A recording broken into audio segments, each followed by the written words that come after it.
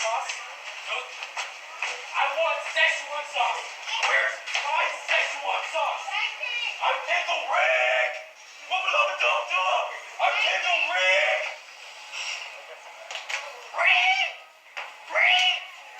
I'm Pickle Ree.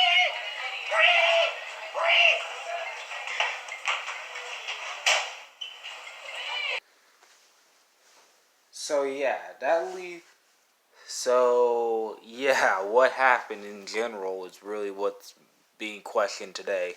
For those who do not know, that was, of course, Pickle Ree, a very interesting fella, and that became a meme ever since his freak out in a McDonald's. And of course, there's at least two free questions you might have on your head. One, why did he freak out? Two, how this was McDonald's fault, and three, what happened to him.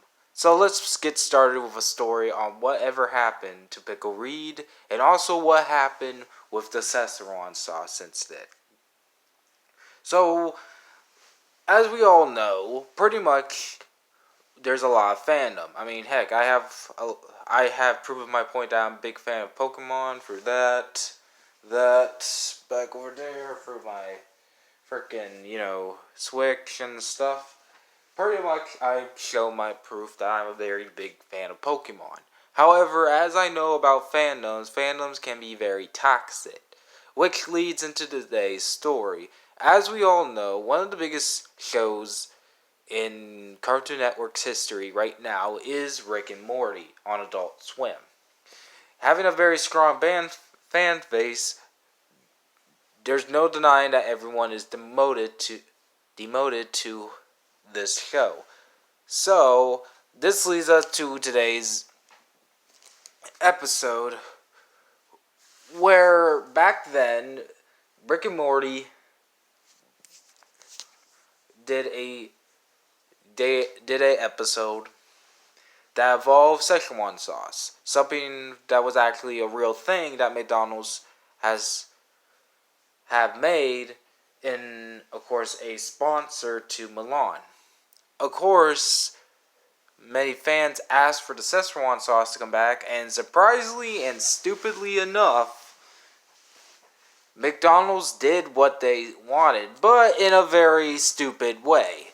Not only did they only have 20 packets and only selected locations, which was even more very selective, but what made it even worse is they never even asked the creators of Rick and Morty if they can do this, which I'm surprised to this day that not even Cartoon Network had planned a lawsuit on McDonald's, which I think they should, but that's a long story. Believe it or not, this may sound a little bit biased, but believe it or not, this story is clear in black and white. In fact, if you guys want more information, I'll send 2 links down in the description below. In fact, one of the links I wanted to show on this video, but due to worries of copyright, I pretty much was worried about it. So who is this Pickle Ree? Well, I don't actually truly know. I'm not going to say his name, but obviously, as you guys can now do the math, pretty much he was a guy who wanted to get Szechuan sauce. And pretty much he had a freak out where he tried to pretend to be Pickle Rick and act like a guy who was on crack or meth. And pretty much left bonkers. So this led to the question, what did happen to him? Well, not much. But there was someone who was able to interview him afterwards, and it's pretty much bare bones to why you really shouldn't have those crazy freakouts in the first place. After the incident, a few months later, the guy who Pickle Ree, as pretty much everyone calls him, did an interview with Monkey Jones, which is another can of worms, but we won't get into today, but I'm definitely planning on probably doing. But of course, he did a quick interview that's now been archived thanks to, as you can see here. And pretty much he does tell us what did happen afterwards, which he kind of regrets the thing he did. I won't say the full story, but I highly recommend you guys watch the original video, because Monkey Jones, as usual, has his own crazy things. And let me just say, the startup, it really ticks me off, but it's who you expect. It's Monkey Jones and his archive or whatever. Anyways, long story short, while it didn't actually ruin his life, as like the video says, it did kind of mess him up in slightest, as not only that he was being tracked as a meme, which surprisingly he didn't know, but later on, police actually visit his college and pull him out to question him, as there was actually a person of interest they were looking for, and they thought he was a suspect of it. So yeah, it's pretty bare bones, as usual. As for what happened as of late, I try to use my best of my delay time to look into more depth and see what happened to him, but technically, so far he disappeared like the dinosaurs, like any other meme, and such. But of course, there is two lessons we need to get into for today's episode.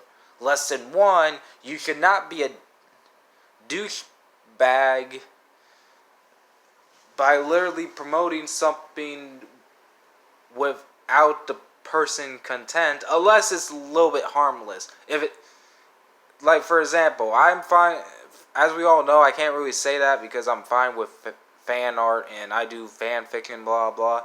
But this is a totally different ball game with companies, however. Companies should really talk to the third party before they screw up. That's probably a better way to say it, because McDonald's really screw up. And again, I'm surprised Cartoon Network didn't sue them. The second thing, however, and probably the most important that we can learn from Pickle Ree, is the fact that be very careful of your fan base. You don't want to really mess up around your fans base or your fandom, and don't act like a complete idiot just because you don't get what you wanted. It's just a fact. Because yeah, that literally was an embarrassing scar. I think he has moved forward from it, but he'll always be the guy who looks like he was on heroin that makes you cringe so much that you shit your pants. That's being honest.